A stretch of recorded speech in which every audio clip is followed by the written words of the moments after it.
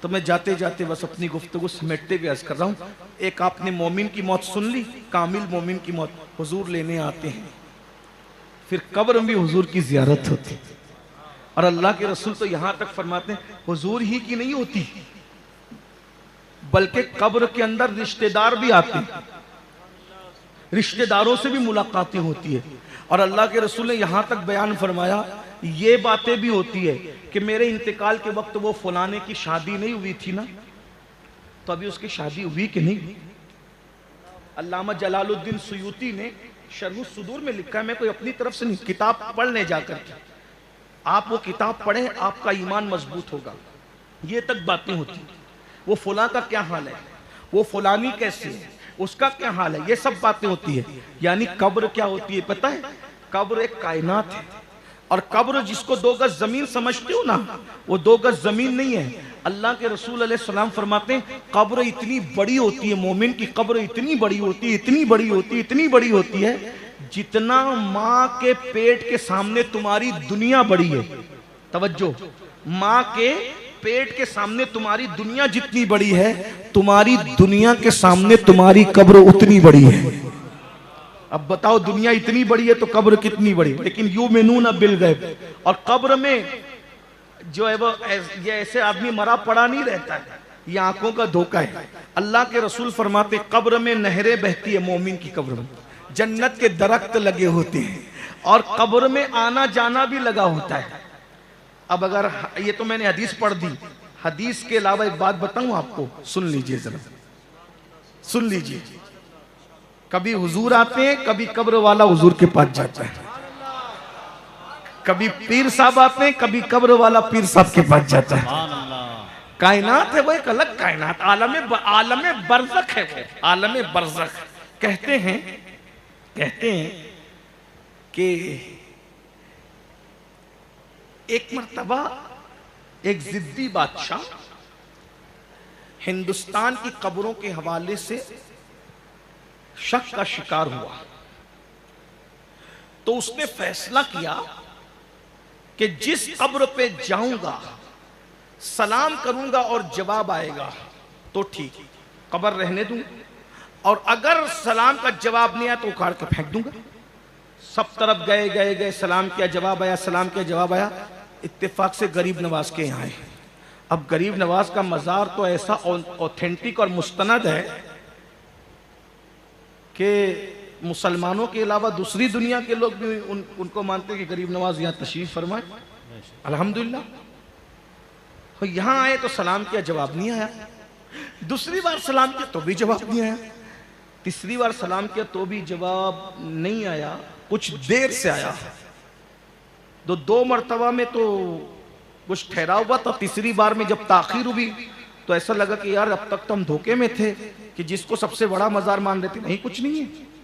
लेकिन ताखीर से जवाब आया। बहुत रोया बादशाह, रो के कमरे पे गया, रोते रोते आंख लगी तो ख्वाब में गरीब नवाज का दीदार किया। तो गरीब नवाज से इसके सरकार आपने तो आजमाइश में डाल दिया था, मुझसे कोई गलत कदम उठ जाता तो।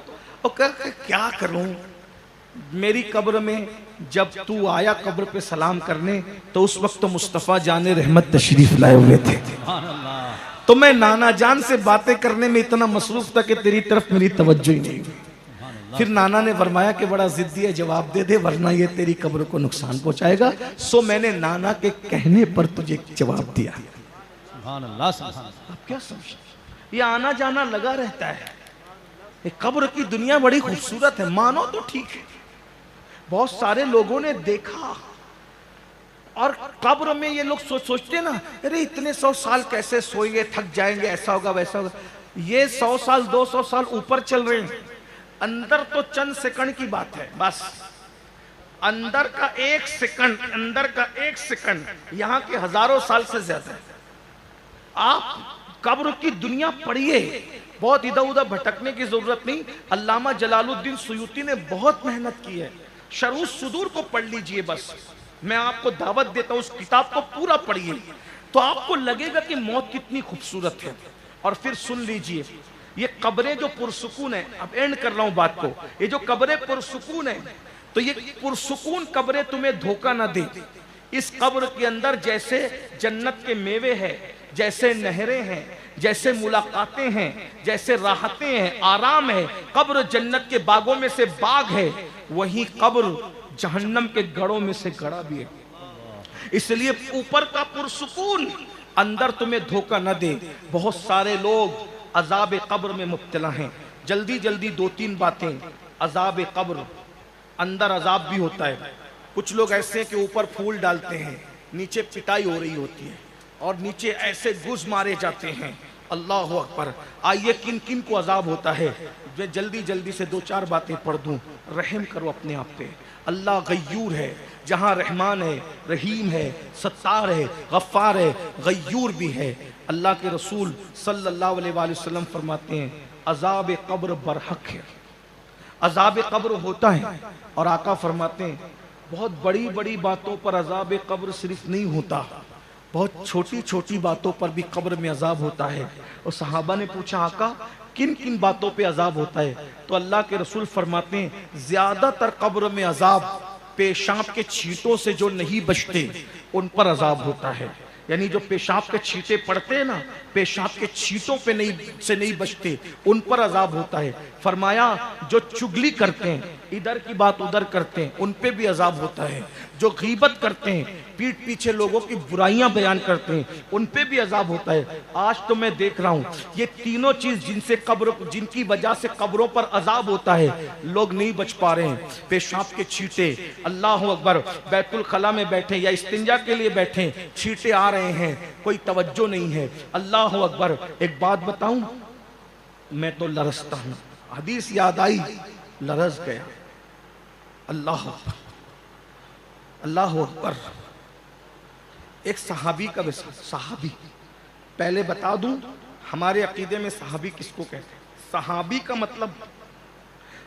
का मतलब जैसे जन्नत का होना यकीनी, वैसे सहाबा का जन्नती होना यकीनी। क्योंकि रसूलुल्लाह की जबान ने जन्नत बताई तो रसूलुल्लाह की जबान ने सहाबा को जन्नती बताया। वकुल्लम वअदल्लाहुल हुस्ना, अल्लाह ने उन सब के साथ हुस्ना का वादा किया, यानी जन्नत का वादा किया। अल्लाह उनके बारे में फरमाता है ला तजिदु कौमन युमिनून बिल्लाहि वल यौमिल आखिर युआद्दून मन हाद्दल्लाह व रसूलहु वलौ कानू आबाअहुम औ अबनाअहुम औ इख्वानहुम औ अशीरतहुम उलाइका कतब फी कुलूबिहिमुल ईमान व अय्यदहुम बिरूहिम मिन व युदखिलुहुम जन्नातिन तजरी मिन तहतिहल अनहार। अल्लाह का वादा है सहाबा के लिए, वयुदखिलुहुम जन्नातिन तजरी मिन तहतिहल अनहार, अल्लाह उनको जन्नत में दाखिल करेगा जिस जन्नत में नीचे नहरें बह रही हो। इंशाअल्लाह जन्नत में तो मैं और तुम भी जाएंगे, वो तो सहाबा है, सहाबा है, वो सहाबा है। अगर अजमेर शरीफ वालों तुम्हारे समझ में नहीं आता तो मैं तुम्हारे सामने एक बात करने लगा हूं। अगर यहां सब सुन्नी बैठे हुए हैं तो एक जुमला मेरा सुन लो और अपने दिमाग का दरीचा खोल लो। अरे जब आले मोहम्मद का दीवाना बहलूल दाना जब जन्नत 2 दिरहमों पे बेचने का इख्तियार रखता है, सुभान अल्लाह, जो जाफर सादिक का मुरीद हो जाए वो बहलूल जन्नत बेचने का पावर रखता है, तो वो सहाबा जो जाफर सादिक के नाना के मुरीद थे, क्या वो जन्नत में जाने के भी हकदार नहीं है?